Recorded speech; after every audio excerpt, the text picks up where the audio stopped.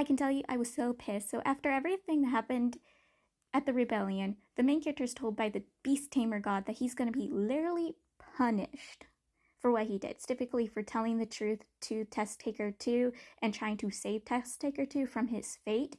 He is going to be literally punished for it. Full on punished, basically executed. And Beast Tamer God is going to try to push it back as far as he can to protect him, but it's going to be sooner or later known about his crimes. And I'm like, literally? He's going to be punished and executed for telling the truth? That is so ridiculous and super stupid. Like, I was shaking furious. I wanted to protect my baby so badly. I'm like, I'm ready. I will fight heavens for you, baby. I will. Mama will protect you. Mama will do it. She will do everything to protect my baby. Okay, so the main character is stuck taking care of child forms of the male lead and Test-Taker 2. Basically, they de-age, and not just de-age physically, but mentally. They go back to when they were first children god because they were both born as immortals, and he's stuck taking care of them.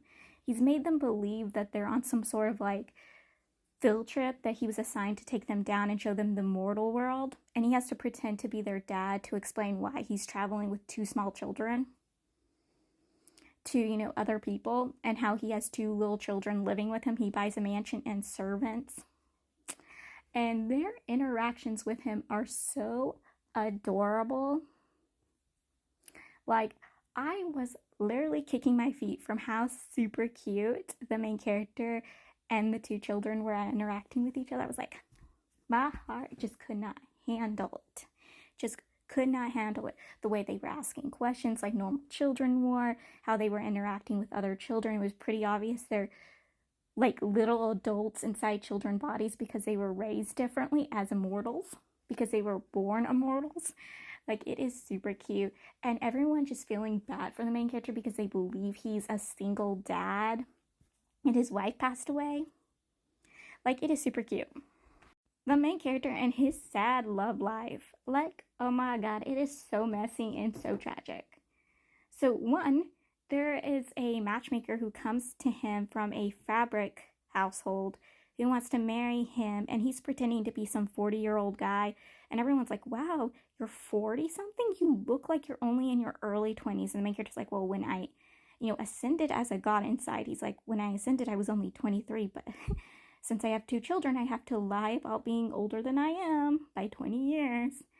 A matchmaker comes and tries to match him with a fabric store's owner's daughter who's only 17. The maker just like, yeah, no, because again, he's immortal. He can't have a relationship with someone.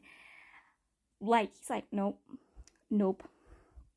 Also, he accidentally gets a handkerchief from a Coruscant, fell on his head, and the Coruscant keeps calling for him, and he goes visiting her, and he's like, because he's finally realized he had feelings for the male lead. He has romantic feelings for the male lead, but it won't go anywhere. And he actually realized it before years, like centuries ago, that like the first time he saw the male lead, he fell for him, but he pushed it back and kept pushing it back and gay panicking for centuries.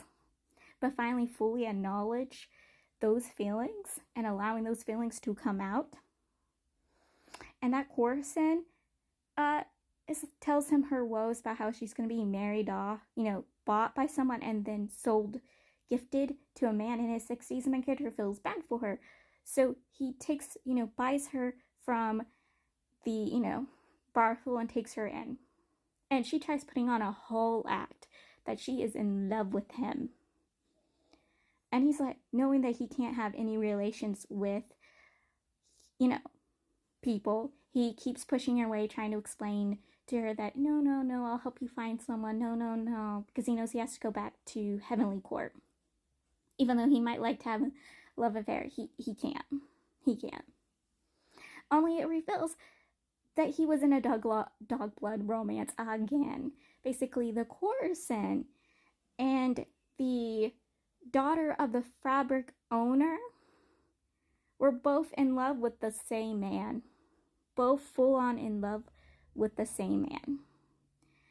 The fabric owner's daughter wanted the dude, but the dude, who was supposed to be a high-ranking official, abandoned his post when he fell for a Coruscant and started selling makeup outside the brothel she worked to try to be close with her.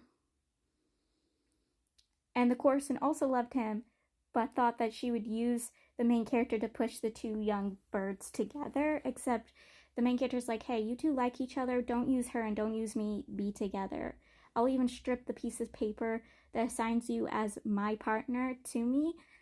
Like, gone, go be together. Like, don't drag people into your guys' affair. And they do apologize him for it, but like, this boy is just has issues. He never can get love. So, they get back from being children to adults. The male lead before the test taker 2, and test taker 2 didn't get back his true form until after they're dragged back to the heavens. And also, before they're dragged back to the heavens and the male lead got back his true form, the main character and male lead have their, romantic moment, their relationship moment. They, do the dirty, and the male lead finally gets the taste of, love and lust. Yeah, they do the dirty, full on dirty, and then they're dragged back. And the main character's willing to take full on punishment because after they did the dirty, the main character sent a literal letter stating his crimes. Full on stating his crimes to the Jade Emperor. I am not kidding. This man was willing to take the entire punishment so the male lead wouldn't be punished. And like I said, he a full-on green flag. I love him so much. This boy is such a love-struck romantic. I love him. He's such a green flag. He's the green flag of green flags. He's probably the most greenest flag out of all the freaking dames I own. He's probably the most greenest of flags. I am not kidding. He is.